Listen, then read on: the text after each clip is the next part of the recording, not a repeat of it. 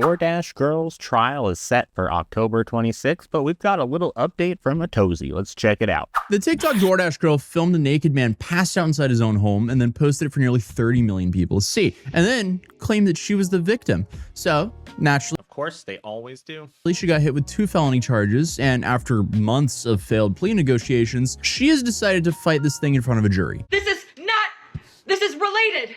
They just punished me for posting about my while DoorDash. Most delusional girl in the world here, and you can just tell by the crazy eyes that she is just absolutely out for the clout. Dashing. They just fired me, and the police are doing nothing. Makes me laugh I every lost time. my job, and that was my only way to make money to pay my bills. Now, if you watched my last video on this case, you would know that we've been waiting forever for something to actually happen in this case. I literally flew to Oswego, New York to watch Olivia Henderson appear in court, only to just, get there, see everyone. I saw her there, and then everything got postponed. Or well, it wasn't technically postponed because it got moved up to county court. So essentially, I just had to pack up my bags, go home, and waited. Then she got indicted months later. And now, after even more months of court dates and motions, and I guess trying to work things out behind the scenes, we finally know what's going on because Olivia Henderson is preparing to go to trial. Finally, though, because we have been waiting. How many times have we covered this story on this channel? And like I said, it makes me laugh every single time. But she really, she's gonna get so screwed. I hope it goes the way we all want it to. Internet can't seem to get enough of the criminal case of Olivia Henderson, the now former DoorDash driver, on TikTok, claiming she was harassed by a customer, naked, asleep on his couch, when she delivered his order last year. But then police charged her because she recorded him and posted the video. So she had The craziest part of this whole thing, though, was all of the people who were jumping on to defend her when she obviously broke laws and did this on purpose. It's just crazy, the mindsets that some people in the world have, where they really will listen to a accusation like that and not see right through it. appeared in Oswego County Court again on July 31st, and Olivia and prosecutors have failed to reach a plea agreement, which is pretty big because remember, what she's accused of doing here back in October 2025, Olivia was delivering a DoorDash order when she arrived at a customer's house, and according to her, she found the door open. And inside was a dude passed out on his couch naked from the waist down. Police later said that he was drunk, unconscious, and incapacitated, so Olivia recorded him from the outside of the apartment and He just got drunk, ordered DoorDash, and forgot about it. We've all done that. Just maybe not with our pants down. posted the footage to TikTok where it absolutely exploded. And we're talking 30 million. That is what I'm surprised she's not being charged with, like showing, like, or I don't even know if she could be charged with it, but I really hope this dude sues her for putting his genitals online. Like, that's just crazy. And as if she thought TikTok would be cool with like nudity, like of her spying on someone. Views. I mean, that is a lot of people seeing a passed out dude naked. That is not ideal, especially because obviously this was without his consent. Although maybe some girl saw his junk and his DMs just blew up. Who knows? Then she also claimed that the man had intentionally exposed himself to her and said that she had been assaulted. The woman who recorded a man without his permission while he was unconscious claimed that she was assaulted by said unconscious man. Something's not adding up here. Regardless, police investigated this and said they found no evidence that an assault actually occurred. So it's also not an assault for someone to show you their genitals. Like, a flasher doesn't get charged with assault when he comes up and flashes somebody on the street like a creep.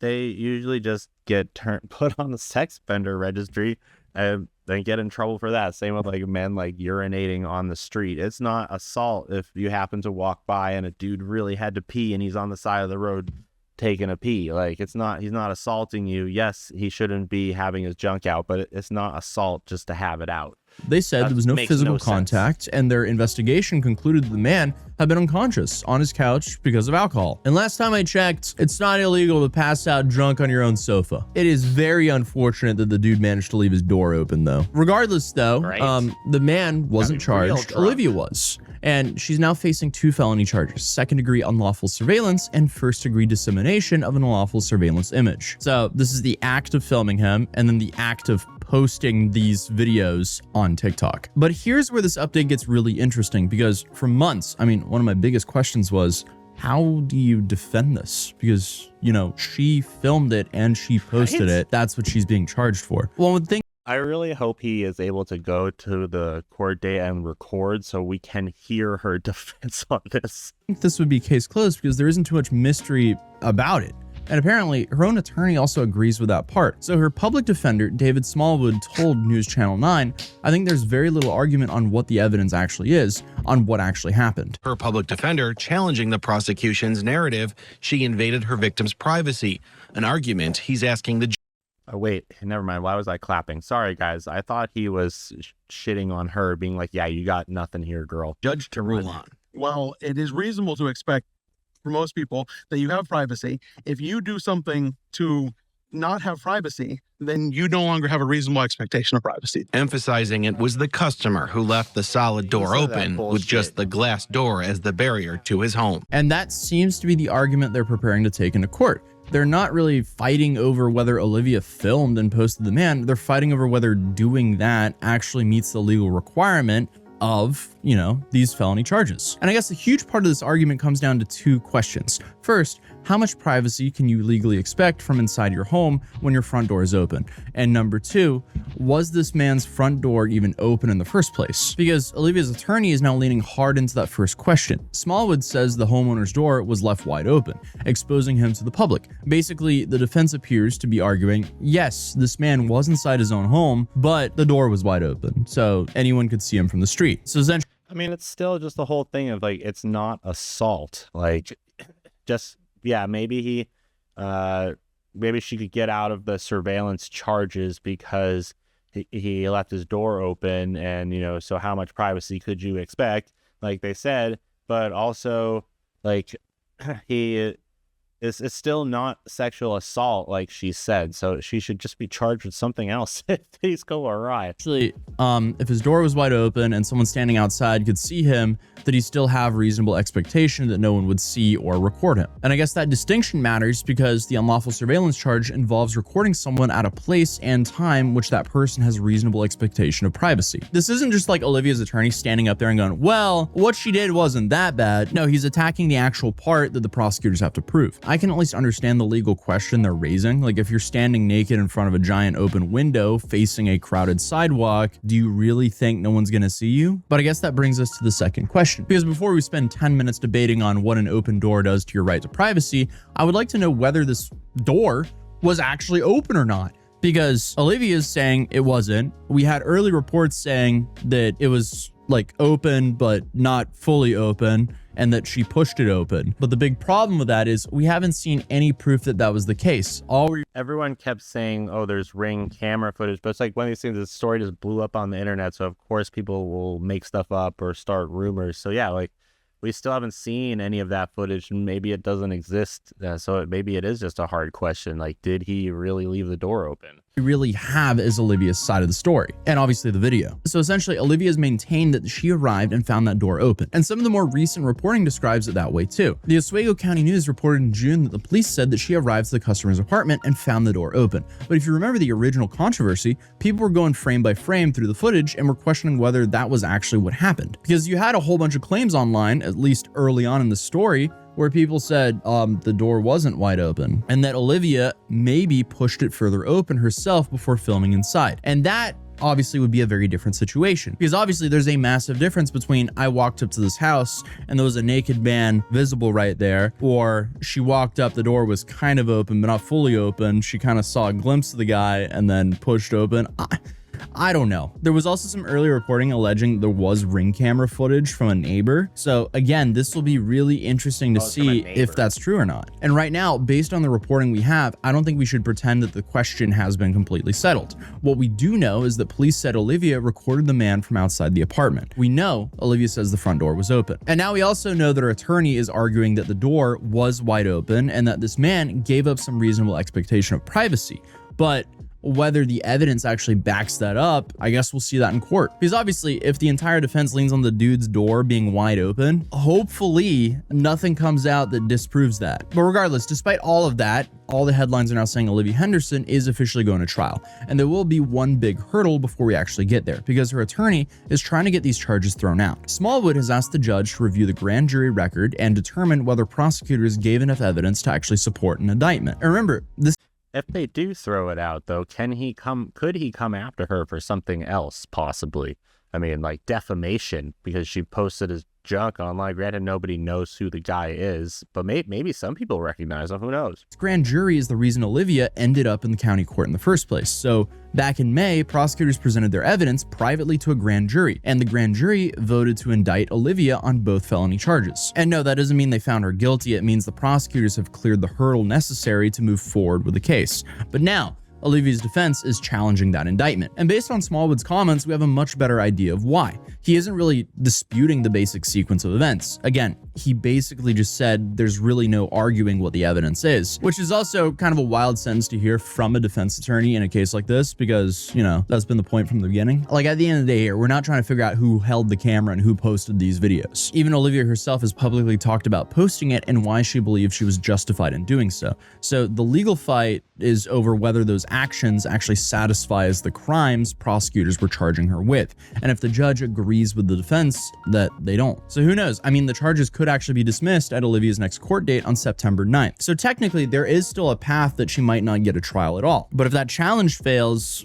we're going to court. Because the other huge update from this hearing is that Olivia and the prosecutors have failed to reach a plea agreement. And this is interesting to me because in my last video, I said a plea deal seemed like the most likely way this would all end. Apparently not, though. At least, well, that's because she's like, what, like 23? She's probably stubborn as hell. She thinks, she's convinced she can just get it dropped and win or whatever. And really, like, not taking a plea deal is always the worst decision that any criminal makes. Of course, they land life in prison for something they could have got like 20 years for. not so far. I mean, we don't know exactly what was offered during these negotiations, what Olivia would want to accept or not, or which side refused to budge. So I'm not going to sit here and pretend I know what's going on, but I am surprised a plea deal didn't happen. And the trial can happen as early as October if all of this goes through. Although there is actually another unrelated trial affecting the court's schedule. So if that gets in the way, the trial would actually happen in January, which I think I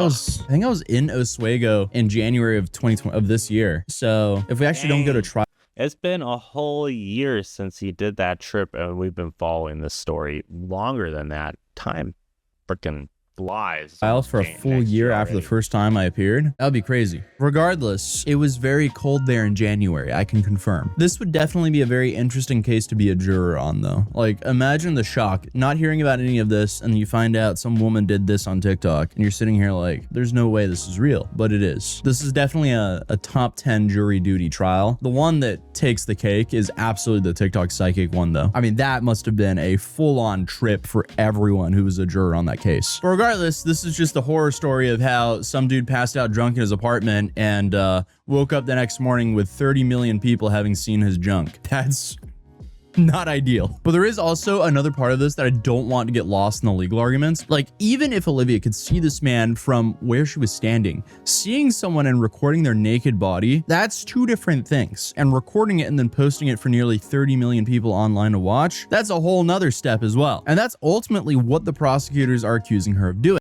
I don't get how her post stayed up for that long. Like, on TikTok, I posted a video of me doing a donut in a parking lot in my car and immediately was flagged for their community guidelines. Every time I post anything on TikTok that's would violate community guidelines or whatever, I immediately get flagged for it. In fact, and so I don't understand how it stayed up long enough with actual nudity in it for 30 million people to see. That is insane.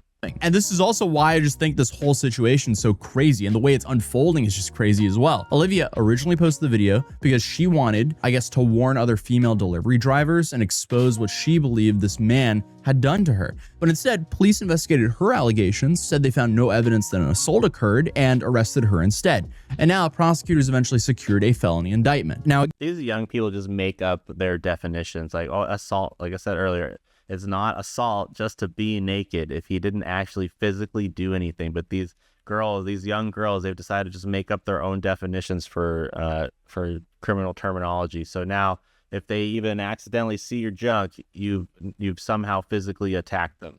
Again, the plea negotiations have apparently gone nowhere. Her attorney is trying to knock out the indictment, and unless the judge agrees to dismiss these charges on September 9th, Olivia Henderson could be sitting in front of an Oswego County jury as early as October. So this is how we went from a viral TikTok to an arrest and now to a grand jury indictment. Drop a like on this video if you want me to actually fly out there and cover it again. But until then, I shall get some sleep because I have a raging fever currently, and unfortunately in this job, you don't really get sick days. I would just get...